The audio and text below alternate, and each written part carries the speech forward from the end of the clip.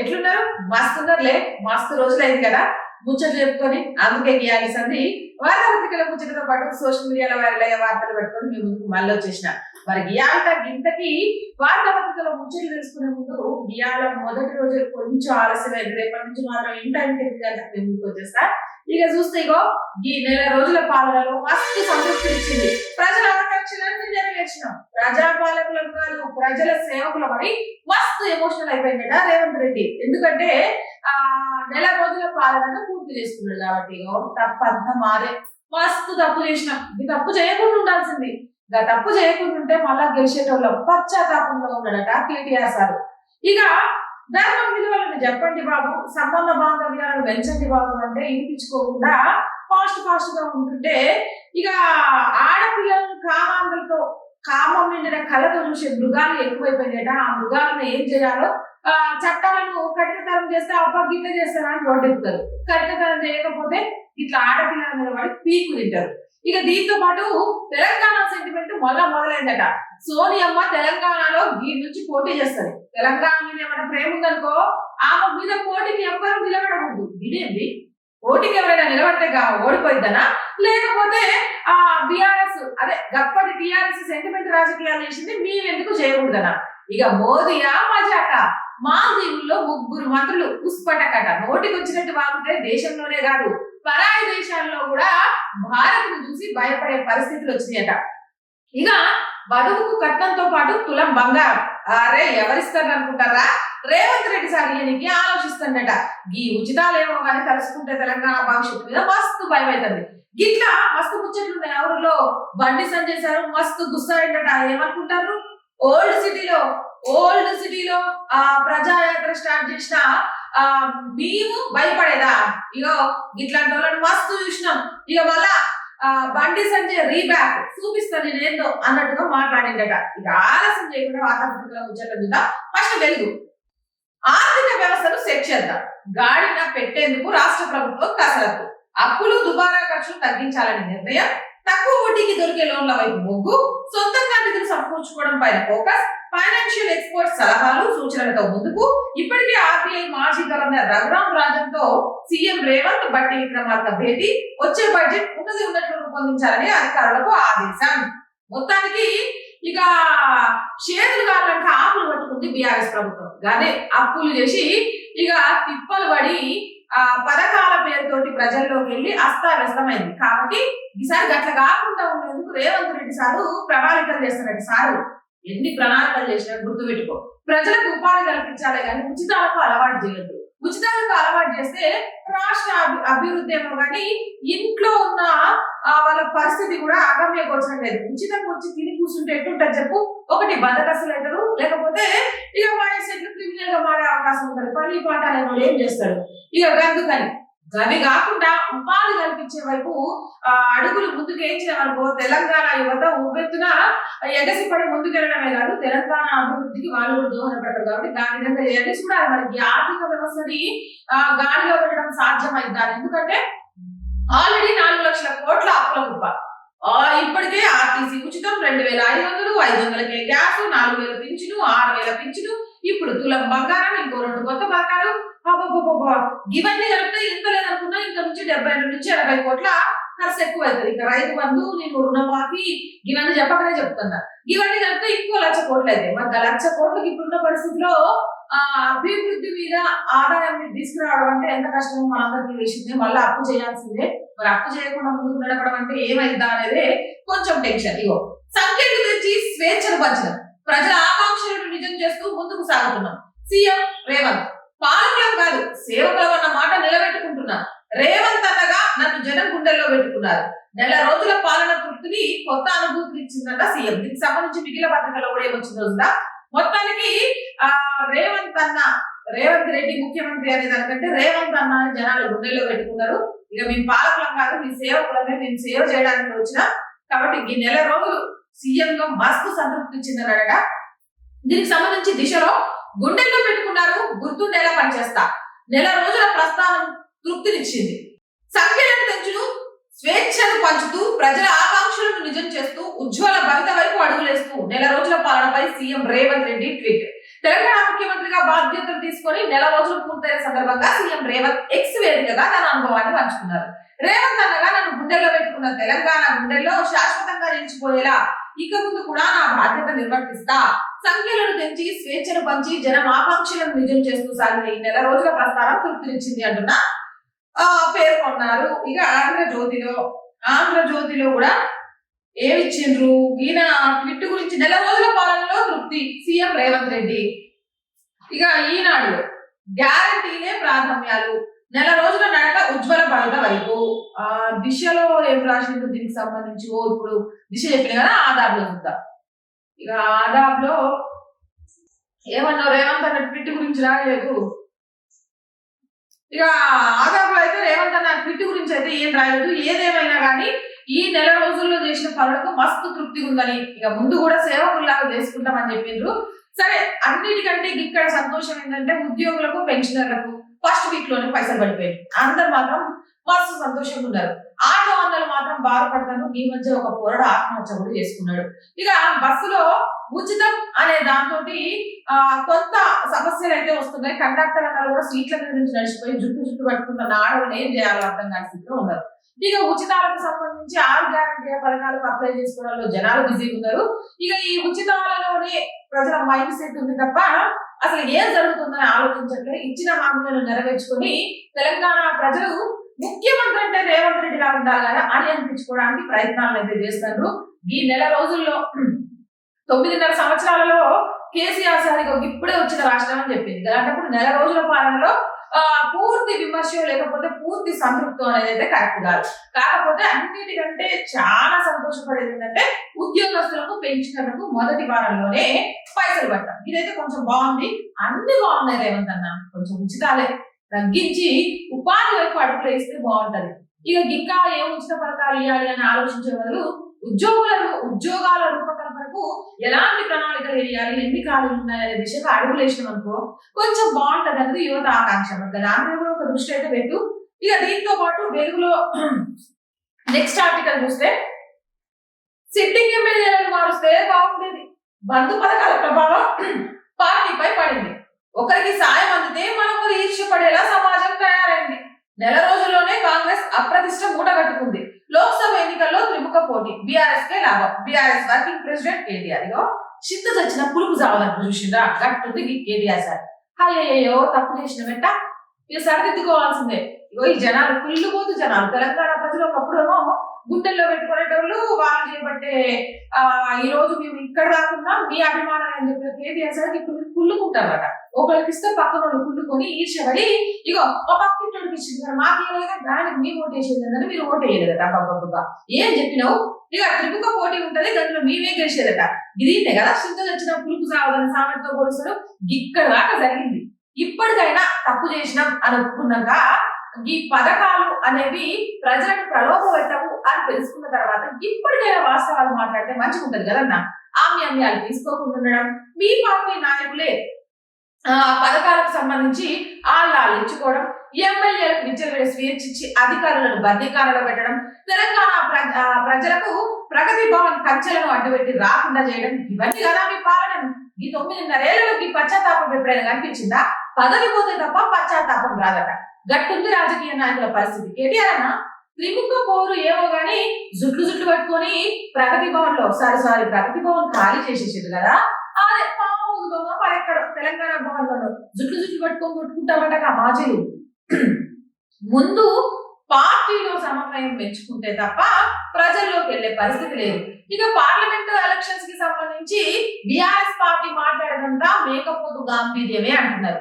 ఎందుకంటే ఇలాంటి మేకపోతు గాంభీర్యాన్ని ప్రదర్శించే అసెంబ్లీ ఎన్నికల్లో కుప్పకూడదు. ఇక లోక్సభ ఎన్నికల్లో ముచ్చట్లు చెప్తాను అంటారు. ఇక దీనికి సంబంధించి మిగిలిన పత్రికల్లో ఏమైనా వార్తలు వచ్చినాయో ఒకసారి చూసేద్దాం. ఆదాబన్న రాయలేదు. దిశన్న అసెంబ్లీ ఎన్నికల్లో తప్పు చేసినాం. ఇక ఎప్పుడైనా సరే గుర్తుపెట్టుకోండి, కేటీఆర్ సార్కి కేసీఆర్ సార్కి మస్తు అలవాటు. మంచి జరిగిందనుకో మామల్లే తెలంగాణ తీసుకొచ్చింది మా నాన్న ఉపవాసంతో కూసోబట్టే నిమ్మకాయ నీళ్ళు తాగి మర్చిపోయినాం. తెలంగాణ ఉద్యమంలో 1400 మంది ఆత్మ బలిదానాలు మాట్లాడి మర్చిపోయినాం. ఇగో కేసీఆర్ చేయబట్టే తెలంగాణ వచ్చింది. కేసీఆర్ స్థాయిలో నిలిచిపోవాలి. తప్పు చేస్తే పక్కనోడి మీద మంచి జరిగితే మన మీద వేసుకోవడం ఈ కల్వకుంట్ల కుటుంబానికి బాగా అలవాటు. అందుకే సిట్టింగులను మార్చి మార్చితే బాగుండేది.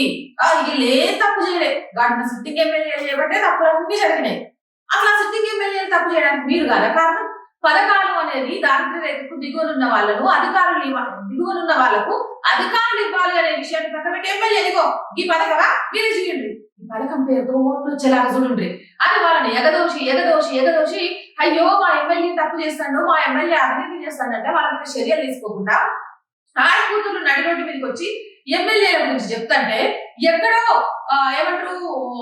దాన్ని ఏమంటారు డ్రగ్స్ విషయంలో కూడా మన ఎమ్మెల్యేల ఇన్వాల్వ్మెంట్ ఉందని తెలిస్తే కూడా వాళ్ళందరినీ ఏ రోజైనా ఒక్క మాట అన్నావా? ఈ రోజు పథకం ఊడిపోయేసరికి ఇగో ఆ ఎమ్మెల్యేలు పథకాలు సరిగ్గా మంచి పోడే మీరు ఓడిపోయినామని చెప్తాను అంటే నింద పక్కన మీద ఎంత మంచి ఎంతవరకు మంచి చెప్పు కేటీఆర్ అన్న అలవాటైన పనే. పార్లమెంట్ ఎన్నికల్లో అలాంటి పొరపాటు చేయం. ఇక ఏ పొరపాటు చేయడానికి మీ చేతులు మొత్తం కాలిపోయినాయి. ఇప్పుడు ఆకులు ఎత్తుకున్నా ఉఫ్ అని ఊదుకోవడం తప్ప ఏం చేయలేదు. బీఆర్ఎస్ వర్కింగ్ ప్రెసిడెంట్ కేటీఆర్ ఇది దాంట్లో రాసింది. ఇక ఈనాడులో పాపం రాయలే కేటీఆర్ అన్న బాధ ఈనాడు అన్నకు పట్టలేదు.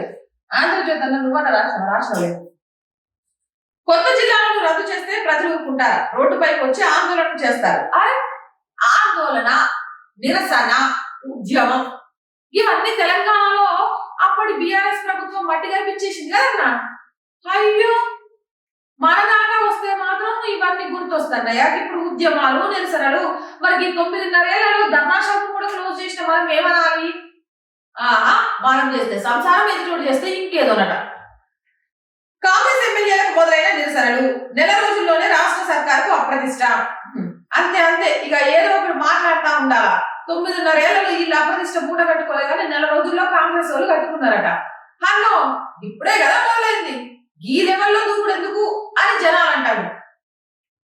పార్టీ వర్కింగ్ ప్రెసిడెంట్ తారక రామారావు మా కార్యకర్తలపై కాంగ్రెస్ కక్ష సాధింపుకు కేరాఫ్ అడ్రస్ బీఆర్ఎస్ నాయకులు అని చెప్తున్నారు.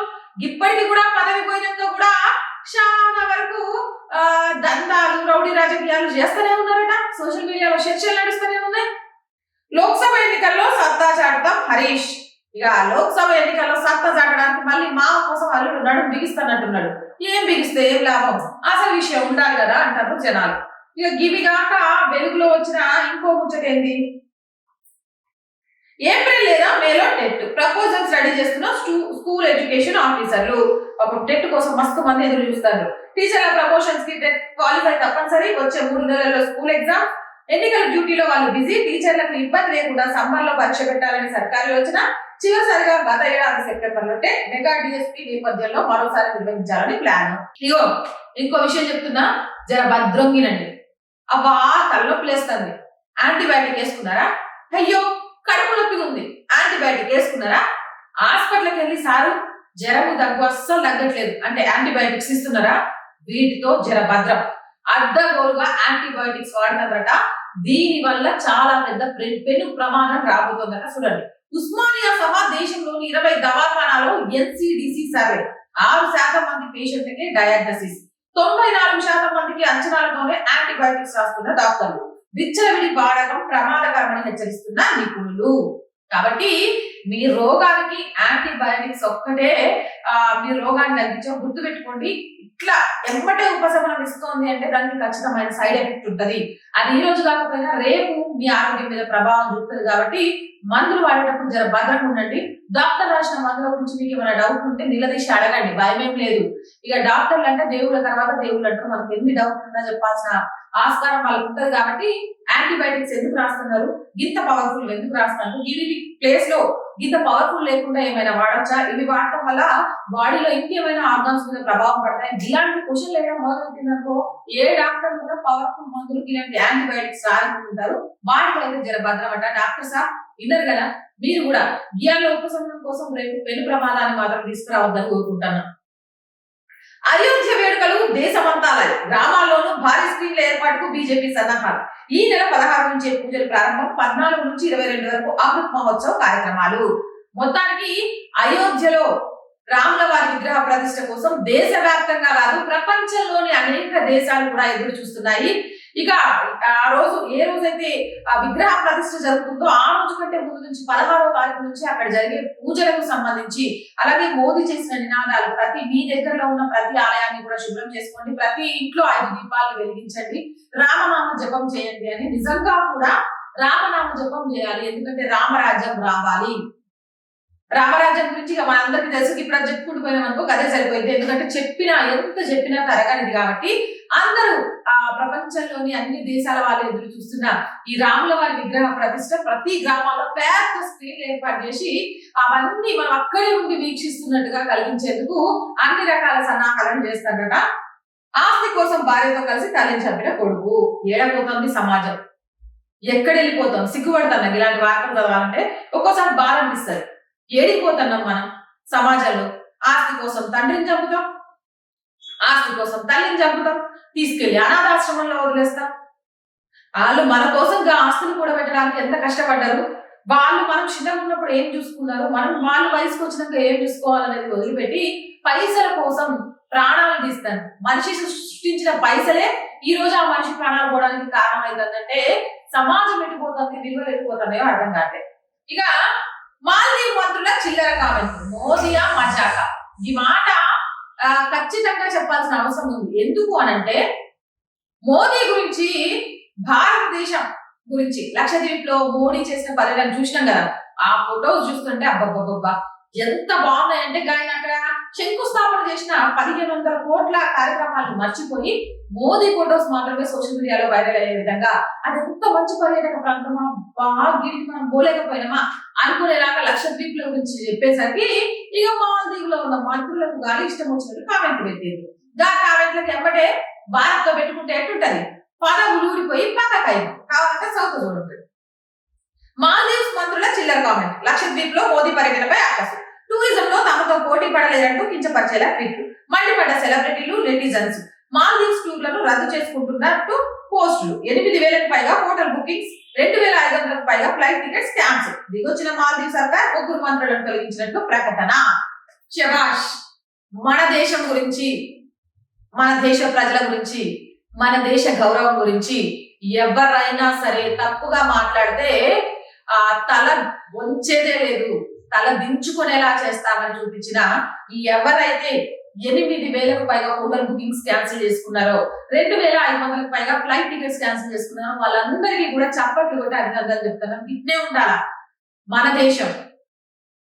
ఈ దేశంలో ప్రతిదీ మనందరికీ సంబంధించింది. హక్కుల కోసం మనం ఎలాగైతే పోరాటం చేస్తామో ఈ దేశ గౌరవాన్ని, ఈ దేశ భద్రతని, ఈ దేశంలో శాంతిని, ఈ దేశ సంస్కృతిని, ఈ దేశ సాంప్రదాయాన్ని, ఈ దేశంలో ఉన్న ప్రతి దాన్ని కాపాడుకునే ప్రయత్నంలో కూడా అంతే బాధ్యత ఉండాలి.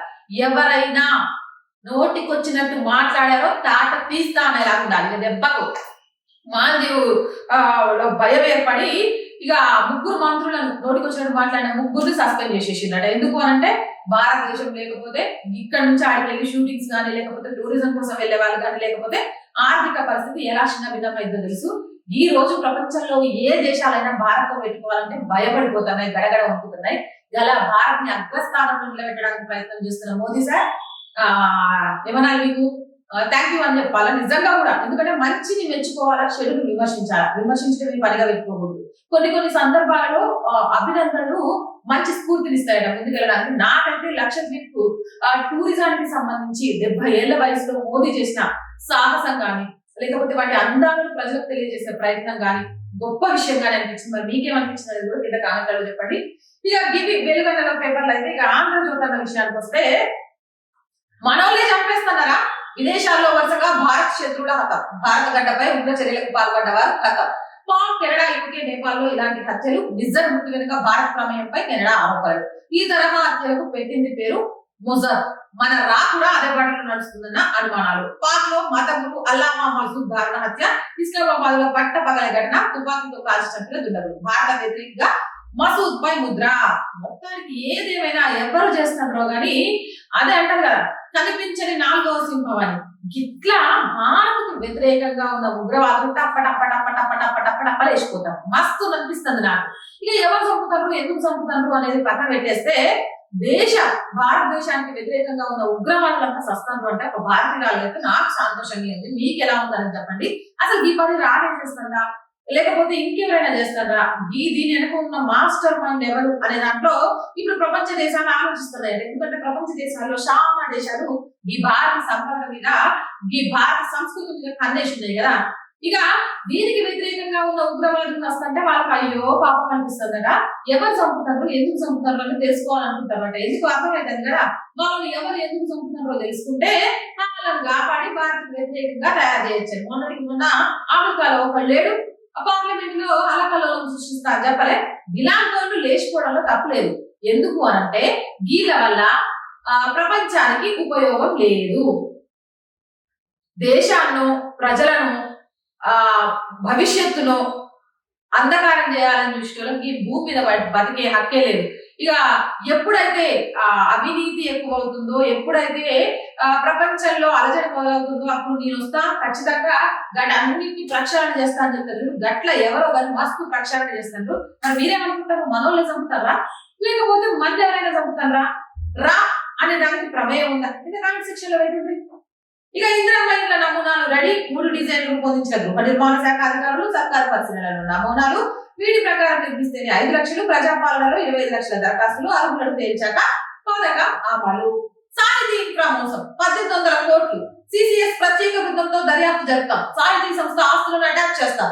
బాధితులందరికీ న్యాయం జరిగేలా చూస్తాం. Hyderabad crime joint CP Ranganath.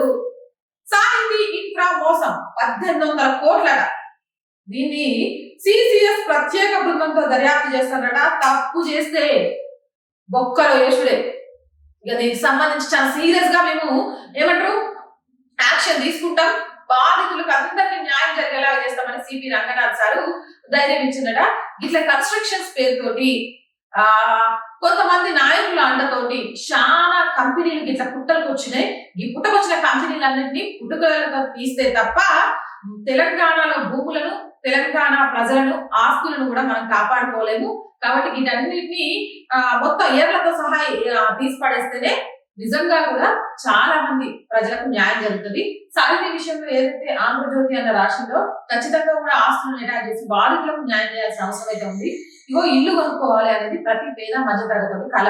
కానీ ఇక కళ సాకారం చేసుకునే ముందు ఒక్కసారి సోచాయించండి. మనం ఏ కంపెనీలో పైసలు పెడుతున్నాం, ఎవరికి పైసలు పెడుతున్నాం, ఈ కంపెనీ మోసం చేస్తే ఎంత, ఇంత తక్కువకి ఇస్తుంది అంటే ఇక్కడ ల్యాండ్ వాల్యూ ప్రకారం అది ఎలా సాధ్యమవుతుంది, ఈ ల్యాండ్ కి సంబంధించి ఏమన్నా లిటిగేషన్ ఇవన్నీ తెలుసుకోండి. పెద్ద సెలబ్రిటీను, పెద్ద కంపెనీను, పెద్ద పార్టీను, లేకపోతే ఇక 100 గజాల ప్లేస్ కొంటే ఏమంటారు 2 తులాల బంగారం ఫ్రీ, 100 గజాల ప్లేస్ కొంటే 100 గ్రాముల వెండి ఫ్రీ అనగానే కూడా ఊరికి కొనుక్కున్నారనుకో. ఇట్లా గది కేసులు అయితే తిరిగి తిరిగి పైసలు ఎప్పటికి వస్తాయో అనే భయంతో టెన్షన్ తో బతకాల్సి వస్తుంది. ఇల్లు కట్టుకోవాలా, మన కళ నెరవేర్చుకోవాలా, కానీ నెరవేర్చుకునే కళకు సంబంధించి ఆశ కృషి అడుగులేయాలి. గుర్తుపెట్టుకోండి. ఇక సాహితీకి సంబంధించి 1800 కోట్ల మోసం జరిగింది కదా. దీనికి సంబంధించి ప్రత్యేక బృందాలు ఏమంటారు దర్యాప్తు మొదలు పెట్టినట. సిపి రంగనాథ్ సార్ అయితే ఈ విషయంలో సీరియస్ ఉన్నాడట. మాల్దీవుల మంత్రులపై వేటు. ఇందాక చెప్పిన కదా ప్రధాని మోదీపై అక్కసి వెలగట్టిన ఫలితం. ఇక మోదీ చరిష్మా మనని మాట్లాడితే చాలా మందికి ఇవేంది అనుకుంటారు, కానీ చరిష్మా చూడండి. మోదీ గురించి అక్కసి వెళ్ళగడిగితే పక్క దేశంలో కూడా మంత్రులు పట్టయిందంటే దాని కదా గట్ల కదా నాయకుడు అనేటువంటి ఉండాలి. అలాంటి నాయకుడిని కదా దేశంలో అగ్రస్థానంలో నిలబెట్టాలా. లక్షద్వీప్ పర్యటన పోస్టు పై వ్యంగ్యాస్త్రాలు. మోదీని తోలుబొమ్మ విదూషకుడన్న మరియం, భారత్ లో దుర్వాసన, ఎంపీ జాహిద్ కామెంట్, బగ్గుమన్న పలువురు క్రికెటర్లు, బాలీవుడ్ తారలు. ట్రెండింగ్ గా బైకాట్ మాల్దీవ్స్ హ్యాష్ ట్యాగ్. నష్ట నివారణకు దిగిన మాల్దీవుల ప్రభుత్వం, 3 మంత్రులు, 1 ఎంపీపై చర్యలు. రోడ్డుకు మోకాలడ్డు. పాలమూరు చేవెళ్లకు రేవంత్. లోక్సభ ఎన్నికలు కాంగ్రెస్ సమన్వయకర్తలు నియామకం. హైదరాబాద్, సికింద్రాబాద్ కి డిప్యూటీ సీఎం, పొంగులేటికి 2, మిగతా మంత్రులందరికీ ఒక్కొక్క స్థానం ఇచ్చారట. నిజామాబాద్ కు జీవన్ రెడ్డి, జహీరాబాద్ కి సుదర్శన్ రెడ్డి. నిజామాబాద్ కి జీవన్ రెడ్డిని ఇచ్చింది కానీ ఈయన కరీంనగర్ నుంచి ఎంపీ బరిలో ఉండబోతున్నట్టుగా కూడా వార్తలు అయితే వస్తున్నాయి. ఆధార్ అవస్థ. సవరణకు రోజుల తరబడి పాటలు. గతంలో రాష్ట్రంలో 1800 సెంటర్లు, ప్రస్తుతం 350 కన్నా తక్కువే. వాటిలో రోజుకు 50 నుంచి 60 టోకన్లే. అర్ధరాత్రి నుంచే ప్రజల బాధలు. ఇదివరకు మీ సేవల్లో మార్పులు. 3 ఏళ్ల క్రితం నిలిపివేసిన కేంద్రం, ప్రభుత్వ ఆఫీసుల్లోని అవకాశం, సెంటర్లు పెంచాలన్న విముఖత, తీవ్ర ఇబ్బందులు పడుతున్న జనం, అభయహస్తంతో సమస్య జటిలం. పాపం చూడండి, ఈ చలికి అర్ధరాత్రి నుంచి కూర్చున్నారట. 1300 ఉన్న సెంటర్లను 350 కన్నా తక్కువ చేసిండట. వాళ్ళు 50 నుంచి 60 టోకెన్లు ఇస్తుందట. ఈ పథకాల అమలుకు ఆధార్ మాత్రం కంపల్సరీ. పాపం ప్రజల కష్టాలైతే రేవంత్ సార్ దృష్టికి, ప్రభుత్వం దృష్టికి వెళ్ళాలి. మరి వీటికి కూడా ఏం చేస్తారు, ఇట్లా ప్రజలు అవస్థ పడకుండా ఉండేందుకు అనేది చెప్పాలి. హైదరాబాద్ లో గ్యాంగ్ రేప్, యువతిపై గోదాము నిర్వాహకుల అత్యాచారం, సోదరుడిపై కోపంతో సూర్యాపేట నుంచి రాజధాని నగరానికి వచ్చిన బాధితురాలు నమ్మించి బయటెక్కించుకున్న నిందితులు బండ్లగూడలోని గోదాము తీసుకెళ్లి ఆపొచ్చారు. పోలీసుల అదుపులో 2 నిందితులు. దీనికి సంబంధించి 12వ పేజీలో ఉన్నది చూద్దాం. సరే, మిగతా దాంట్లో కూడా దీనికి సంబంధించి ఇచ్చిండ్రు, అది కూడా చూద్దాం. దిశ యువతిపై గ్యాంగ్ రేప్, సూర్యాపేట నుంచి హైదరాబాద్ కు వచ్చిన యువతి అర్ధరాత్రి అటకాయించిన అఘాంతకులు బలవంతంగా స్క్రాప్ గోదాముకు తీసుకెళ్లి ఘాతకం, బండ్లగూడ పిఎస్ పరిధిలో ఘటన. ఈనాడులో దీనికి సంబంధించి అయితే ఏం రాలేదు. వెలుగులో కూడా దీనికి సంబంధించి ఏం రాలేదు. ఇక్కడే కాదు, ఢిల్లీలో కూడా బాలికపై 4 అఘాయిత్యం చేశారట. నిందితుల్లో 3 మైనర్లే ఉన్నారట. ఆలస్యంగా వెలుగులోకి వచ్చిందట. అన్న మీద కోపం వచ్చింది, అయ్య మీద కోపం వచ్చింది, అమ్మ మీద కోపం వచ్చింది. అర్ధరాత్రి నుంచి ఇంట్లో నుంచి వచ్చేసారు. ఆడది అర్ధరాత్రి స్వతంత్రంగా నడిచిన రోజే నిజమైన స్వతంత్రం వచ్చినట్టు అని గాంధీజీ చెప్పిందని చాలా మంది పెద్దలు చెప్పింది. మరి ఎప్పుడు ఆ స్వతంత్రం? 70 ఏళ్ళు దాటిపోయింది భారతదేశానికి స్వతంత్రం వచ్చి, కానీ ఆడపిల్లకు రాలేదు. ఏం నేర్పుతున్నా, ఏం జరుగుతోంది? మైనర్ పోరగాళ్ళు కూడా ఆడపిల్లని చూస్తే కామంతో కళ్ళున్నాయి అంటే ఏం చేయాలి అని ఇలాంటి వాళ్ళు కదా నడి రోడ్డు మీద ఉరిదీయాల. ఒక్కని ఉరిదీసి చూడండి, ఇంకో అమ్మాయి వైపు కన్నెత్తి చూస్తాడు. మీరు చట్టాలను కఠినతరం చేస్తాం చేస్తాం చేస్తామని చెప్తారు. షీటింగ్ తీసుకొచ్చినాం, ఇంకోటి తీసుకొచ్చినాం, ఇంకో చట్టం తీసుకొచ్చినాం, దిశ చట్టం తీసుకొచ్చినాం. ఇక్కడ చట్టాల గురించి తప్పుగా ఎవ్వరు మాట్లాడట్లేదు. కానీ చట్టాల ఫలితం ఏంది? జూబ్లీ హిల్స్ కేసు మర్చిపోకముందే మరొక కేసు, మలక్పేటలో జరుగుతున్న అఘాయిత్యాలను మర్చిపోకముందే ఇంకో కేసు, హైదరాబాద్ నడి రోడ్డు మీద. సిటీలోనే భద్రత లేకపోతే పల్లెటూళ్ళలో ఆడపిల్లలకు ఎక్కడ ఉంది భద్రత? ఎంతమంది మీద జరుగుతున్నాయి అఘాయిత్యాలు బయటకు వస్తున్నాయి. ఇవి ఎప్పుడు మాయమైపోతాయి? ఎప్పుడో తెలుసా? ఇంట్లో విలువలు నేర్పించిన రోజు. ఇంట్లో విలువలు నేర్పించి అమ్మ, అక్క, చెల్లి, అన్న, తమ్ముడు, తండ్రి ఇలాంటి సంబంధ బాంధవ్యాల గురించి పిల్లలతో కాసేపైనా టైం స్పెండ్ చేసి చెప్పండి. చెప్పకుండా మొబైల్ ఫోన్లు, విచ్చలవిడి నెట్టు. ఈ రోజు చిన్న చిన్న పోరగాళ్ళను కూడా ఆడపిల్లని చూస్తే వేరే రకంగా చూడాలనే ఆలోచన పోతుంది. రేపు తల్లిని చూసినా కూడా నా కొడుకుల ఆలోచన అట్నే పోతుంది. ఇలాంటి వాళ్ళని ఎందుకు భరిస్తున్నాం అనేది అర్థం కావట్లేదు. అసలు దీనికి సంబంధించి మొత్తం కూడా దిశలో 10వ పేజీలో రాసిందట. ఒక్కసారి ట్రై చేద్దాం అది కూడా చదవడానికి. యువతిపై 2 గుర్తు తెలియని వ్యక్తులు లైంగిక దాడికి పాల్పడ్డ ఘటన బండ్లగూడ పోలీస్ స్టేషన్ పరిధిలో తీవ్ర కలకలం పెడుతుంది. బండ్లగూడ పోలీసులు తెలిపిన వివరాల ప్రకారం సూర్యాపేటకు చెందిన 21 వ్యక్తికి ఆమె సోదరులతో ఈ నెల 6వ తేదీన రాత్రి గొడవ తలెత్తింది. సోదరుడు ఆమె చితకపాడాడు. దీంతో ఆమె అదే రోజు రాత్రి 10:40 బస్సు ఎక్కి హైదరాబాద్ లోని ఎంజీబీఎస్ కి చేరింది. అక్కడ టీ స్టాల్ వద్ద దిగాలి పోలీస్ స్టేషన్ కి బయలుదేరింది. అదే సమయంలో బైక్ పై వచ్చిన 2 వ్యక్తులు పోలీస్ స్టేషన్ కి తీసుకెళ్తామని చెప్పి ఆమెను బలవంతంగా బైక్ పై ఎక్కించుకున్నారు. పాత బస్తీలోని గౌస్ నగర్ వడ్డేర్ బస్తీలోని వారి స్లాబ్ గోదాంకి తీసుకెళ్లారు. అక్కడ యువతిని చితకబాది 2 అఘాతకులు లైంగిక దాడికి పాల్పడ్డారు. యువతి వారి నుంచి తప్పించుకుని కేకలు వేసుకుని బయటకు పరుగులు తీసింది. స్థానికులు అక్కడికి చేరుకునే లోపే వారు పరారయ్యారు. స్థానికుల సహాయంతో బండ్లగూడ పోలీస్ స్టేషన్ చేరుకుని ఆదివారం తెల్లవారుజామున ఫిర్యాదు చేసింది. బాధితురాలు ఇచ్చిన ఫిర్యాదు మేరకు నిందితులపై ఐపీసీ 366, 376, 342 రెడ్ విత్ 34 సెక్షన్ల కింద బండ్లగూడ పోలీసులు కేసు నమోదు చేసుకుని దర్యాప్తు చేస్తున్నారు. ఆహా, ఈ విషయంలో కొంచెం ఆడపిల్లల గురించి కూడా మాట్లాడుతున్నా. అన్న కొట్టిండు, నాన్న కొట్టిండు, అర్ధరాత్రులు బయటకు వచ్చేయడం కరెక్టేనా? పట్టపగలే ఆడపిల్లల మీద పరిస్థితులు ఎలా ఉన్నాయి?